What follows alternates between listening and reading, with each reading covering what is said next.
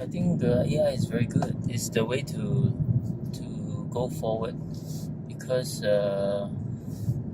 many things now that we are doing is not the same as we were 20 years or 30 years ago. First, the patient, allowing you to examine patient, see patient, take a history. Very difficult because more doctors, less patient willing to do this. I see.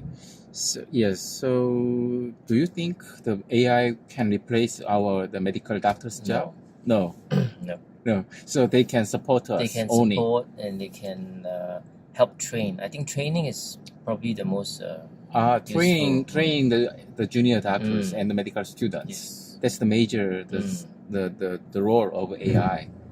Because now even in Singapore, you know there's a lot of this remote doctoring. That means you don't see the patient. The telemedicine. Yeah, telemedicine and all this. I don't think it's a good idea. I see. So certainly not for all the profession. Is it still available in Singapore? Huh?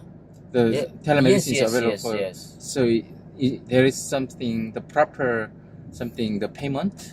The payment I think is because a few of them there are I think 3 startup company.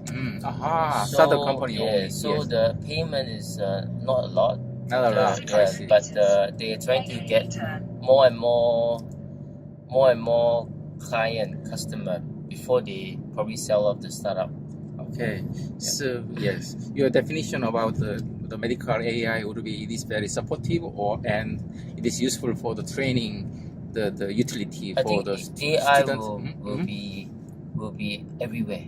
Everywhere, Medicine not only in no the medicine. Exception, yes. And then we shouldn't resist all these changes. We cannot resist the future changes. Yes, we have to support it, embrace it, and use it to our advantage. But it definitely cannot replace medical doctors. It cannot replace our medical doctor's job.